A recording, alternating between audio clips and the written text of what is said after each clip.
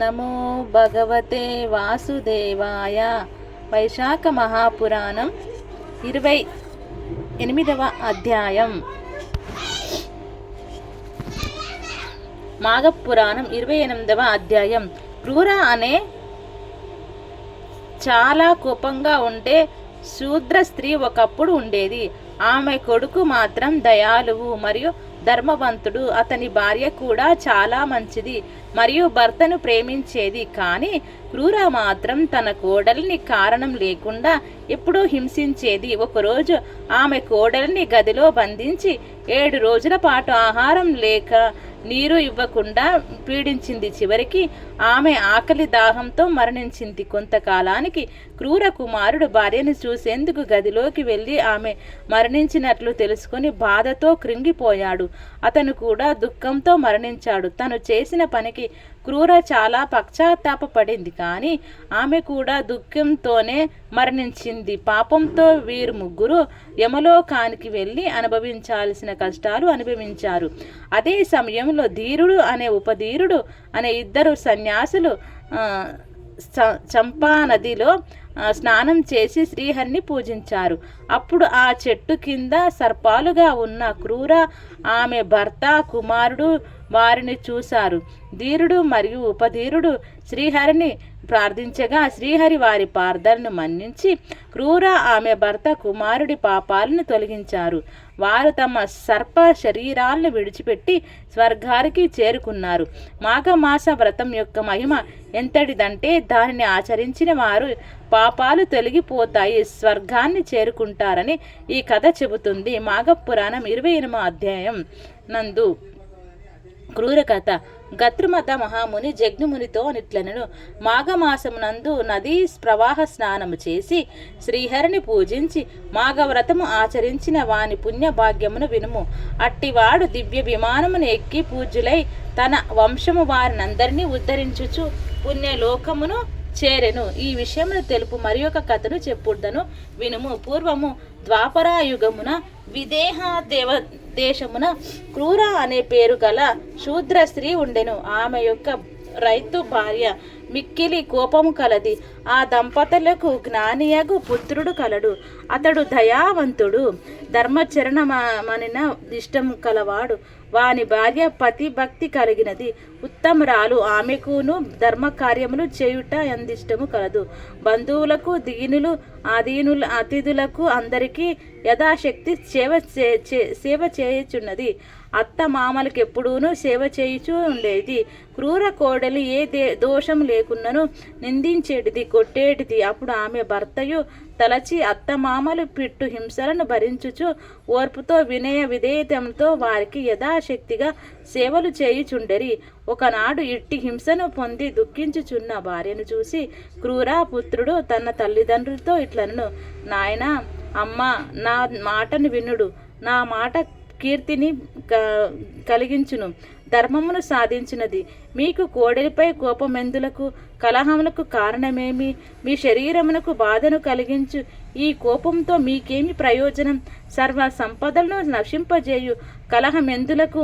నేను కానీ నా భార్య కానీ మీకేమి ఉపకారం చేసి మీ కోపమునకు కారణం ఏమి అని నాకు కనిపించుటలేదు. పెరిగిన కోపము వల్ల ఆయువు, ధనము, కీర్తి, సుఖము, గౌరవము, జ్ఞానము మున్నగునవి నశించును కదా. సర్వజ్ఞులైన పెద్దలైన మీరు కోపమును మాని మా యందు దయను చూపి సర్వజన సమ్మతమైన ఓర్పు వహించుడు అని పలికెను. పుత్రుని మాటలు విని క్రూర భర్తతో పాటు మిక్కిలి కోపంతో ఇట్లనెను. మూర్ఖుడా, పొమ్ము. నీవెంత, నీ భార్య ఎంత? తల్లిదండ్రులకిట్లు నీతి బోధలు చేయు. నిన్ను నీ భార్యను ఏమి చేసినను తప్పులేదు అని పలికి కొడుకుని కోడల్ని మరలా మాటికి పలుమార్లు నిష్కారణముగా కొట్టెను. ఇట్లు దెబ్బలు తినుచున్న పుత్రుడు రోషమును చెందెను, కానీ సహజమైన శాంతమును పొందెను. అయ్యో, తల్లిదండ్రులను దేశించడం ఎంత తప్పు! అట్టివారు శాశ్వతంగా నరకమునకు పోదుదురు కదా. తల్లిదండ్రులకు సమానమైన దైవము వేరొకరు లేరు కదా. స్త్రీకి భర్త భర్తను మించిన దైవము లేదు కదా, విష్ణువుతో సమాన దైవము, గంగతో సమానమైన తీర్థము మరియు మరేమీ లేవు కదా అని తలచెను. భార్యను తగు మాటలతో ఊరడించెను, ఓర్పాగా నుండమని సమాధానపరిచెను.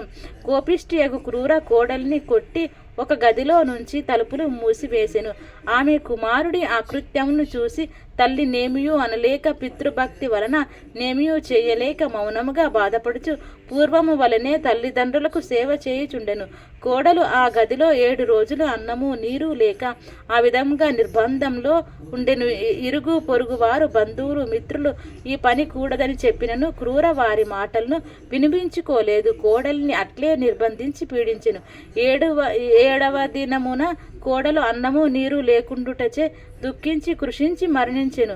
12వ దినమున క్రూర కుమారుడు భార్యను చూడవలనని తల్లికి తెలియకుండా తలుపు తెరిచి చూసెను. మరణించిన భార్యను చూసి సంతాపమునంది నిశ్రేష్ఠుడై ఉండెను. కొంతకాలమునకు స్పృహ వచ్చి చిరకాలం దుఃఖించెను. గాలికి పడిన చెట్టు వలె దుఃఖభారముచే నేలపై పడెను. క్రూరయు తలుపు తెరచి ఉండుటను గమనించి కోపగించి మరణించిన కోడలిని దుఃఖ వివశుడైన పుత్రుని చూసెను. ఆశ్చర్యం ఆమెకును దుఃఖం ఎక్కువగా వచ్చెను. ఆమె చేతులతో కొట్టుకొనుచు చిరకాలం శోకించెను. ఆమె ఏడ్పును విని అందరూను ఏమీయును అనుచు వచ్చిరి. విషయమును తెలుసుకొని క్రూరుని బహువిధములుగా నిందించిరి.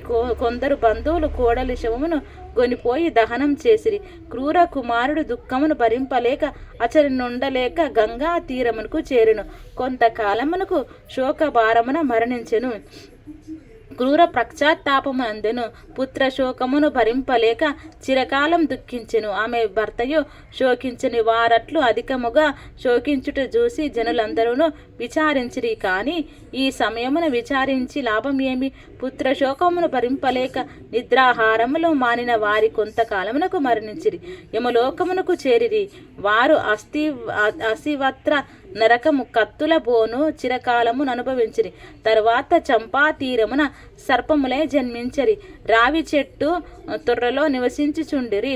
కొంతకాలమునకు ధీరుడు ఉపధీరుడు అను 2 సజ్జనులు అచ్చటికి వచ్చిరి. చంపా నదిలో మాఘమాస స్నానమును ఆచరించి సర్ప దంపతులను ఉన్న చోట కింద ఈ శ్రీహరిని అర్చించిరి. మాఘమాస మహిమను పురాణమును చెప్పుకొనుచున్నరి. సర్ప దంపతులు శ్రీహరి పూజను చూచుట వలన, శ్రీహరి మహిమను వినుట వలన వారి పాపములు పోయినవి, పుణ్యం కలిగెను. వారు వెంటనే సర్పదేహమును విడిచి దివ్య దేహమును ధరించి వారికై దివ్య విమానం వచ్చెను. శ్రీహరి సాన్నిధ్యమును చేరిరి. జగ్నుముని వర్య, మాఘమాస వ్రతం ఇట్టిదని ఎంతకాలం చెప్పినను పూర్తి కాదు.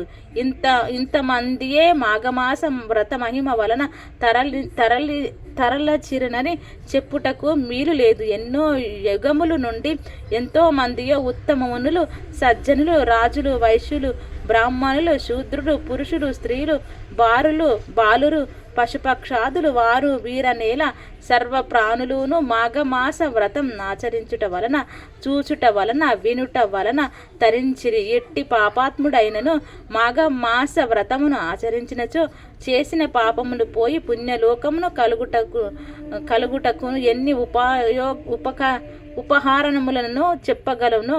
ఎన్నియో ఉదాహరణలు ఉన్నవి సుమా అని గర్తుమద మహాముని జగ్నిమునికి మాఘమాస వ్రత మహిమను వివరించెను.